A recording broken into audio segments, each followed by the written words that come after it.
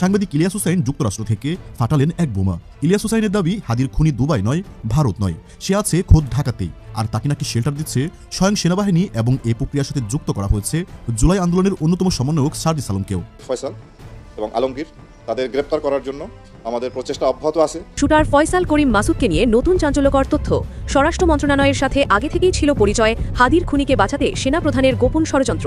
এখানে হাদি যখন বলে গেছে না যে আমি 100 ইনকলাব মঞ্চের ব্যক্তি রেখে গেলাম, তাহলে আপনি মনে করেন যে আমি তো এই 100 একজন, আমি এই 100 একজন। আমাকে আপনাকে মিশাই ফেলাতে হবে, আমাকে মারতে হবে, তাহলে আপনি আমাদেরকে বন্ধ করতে পারবেন না, এবং এই হাদির বিচার করতে হবে। নির্বাচন থেকে বিএনপি সরে গেলেও ডক্টর ইউনূসের হাতে বিকল্প আছে, সমস্যা নেই।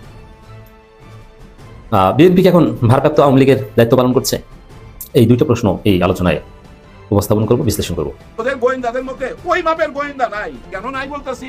থাকলে তো 5ই আগস্টের আগেই টের পাইতো।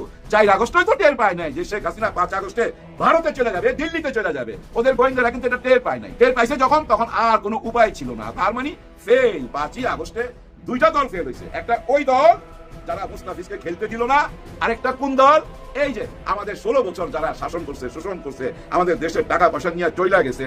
আজকেও দেখেন গুম হত্যার যে কমিশন গঠন করা হয়েছিল, আজকে দুপুরবেলা ওনারা রিপোর্ট জমা দিছে ডক্টর ইউনূস স্যারের কাছে।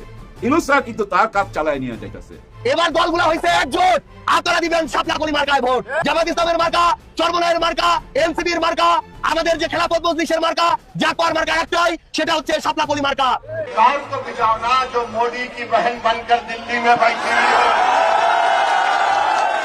কিন্তু সরাসরি ডক্টর মোহাম্মদ ইউনূস ভারতকে লাল কার্ড দেখিয়ে দিল। নরেন্দ্র মোদীর অবস্থা চরম লেভেলের খারাপ। আজকের তাজা গরম, আর 5 বছর ক্ষমতায় থাকবে ডক্টর মোহাম্মদ ইউনূস। ডক্টর মোহাম্মদ ইউনূসের কথা জনমন রাখলেন। প্রিয় দর্শক শ্রোতা, আজকের এই ভিডিওতে ভয়ঙ্কর কিছু তথ্য জানতে পারবেন। যারা 1 থেকে 2 মিনিটের ভিতরে ডক্টর মোহাম্মদ ইউনূসের নিউজগুলো দেখতে ভালোবাসেন, অবশ্যই চ্যানেলটি সাবস্ক্রাইব করে পাশে থাকা বেল আইকনটি বাজিয়ে রাখবেন। আপনারা সকলে অবগত রয়েছেন, ক্রিকেট খেলাকে উদ্দেশ্য করে বাংলাদেশ এবং ভারতের মধ্যে কিন্তু বিশাল এক যুদ্ধের রণক্ষেত্র তৈরি হয়ে গিয়েছে। গণমাধ্যম থেকে শুরু করে আইসিসি, পুরো বিশ্বের কাছে কিন্তু ভারতের অবস্থা অবশ্যই অনেক খারাপ হয়ে গিয়েছে।